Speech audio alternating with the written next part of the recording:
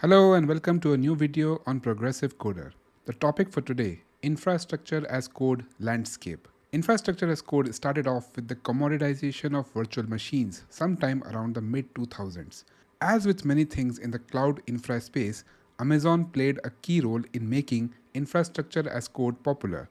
The launch of AWS CloudFormation in 2009 made IaC an essential DevOps practice. But what makes IaC such a conversation inspiring topic these days?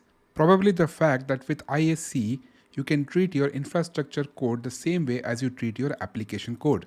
You can have it version controlled, tested, deployed automatically. Here's what things look like from a big picture point of view, no matter the tool you end up using. Developers define and write the infrastructure code and put it in a version control tool like GitHub.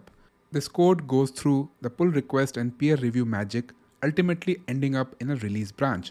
After that, the IaC tool takes over and creates the infrastructure in the cloud or on-premise. With IaC, you are no longer dependent on a secret society of extremely important engineers who own the keys to the application's infrastructure. With IaC, you can write and test code that makes creating, updating, and deleting infrastructure a matter of pushing a button. But the IaC landscape is daunting. Even though the industry is still nascent, there must be hundreds of tools out there, and more are coming. In this video, I cut through the clutter and divide the IaC landscape into broad categories that can help you make a more informed choice. The problem with IaC tools is that there are so many of them. Also, each one of them is marketed as the best out there. This makes it tough for developers to understand and select the right tools for their requirements. To begin with, stop looking at these tools in isolation. Instead, look at them based on three broad categories. The first wave of IaC tools relied on a domain-specific language or DSL to describe the infrastructure. Tools such as Ansible, Terraform, and Chef fall under the DSL category. For example, Terraform uses a special language known as HashiCorp configuration language to describe the resources. On the other end of the spectrum, we have IaC tools that use existing programming languages to describe the infrastructure. Tools such as Pulumi and AWS CDK fall into this category. For reference, Pulumi supports a bunch of languages such as TypeScript, Python, Go, C#, Java, and even YAML. So what's the takeaway? If you don't want to learn a new domain-specific language for writing infra code, go for an IaC tool that works with a familiar language. This is particularly useful for teams that don't have a dedicated DevOps role and rely on application developers to dabble with infrastructure. If you are a team lead, you can make things easy for them by going with a tool that supports a familiar programming language. You can also differentiate IaC tools on the basis of their provisioning approach, whether it is push or pull based.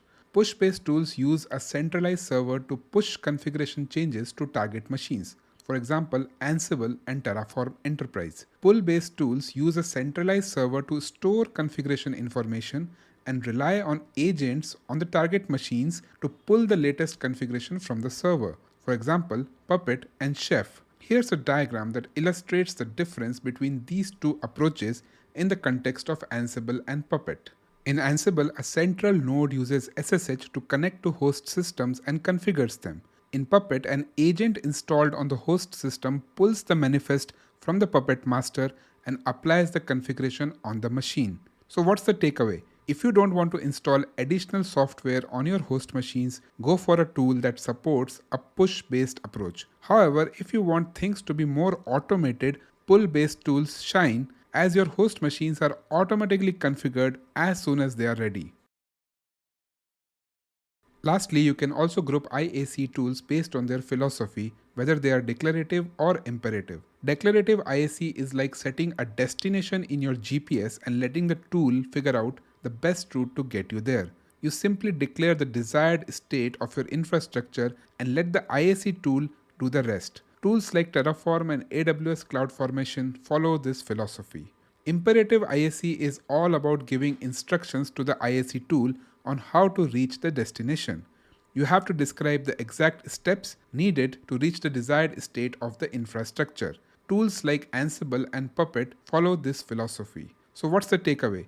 If you want to make your IaC code easy to write and reason about, go for a tool that supports declarative philosophy. However, if you want flexibility, go for imperative tools.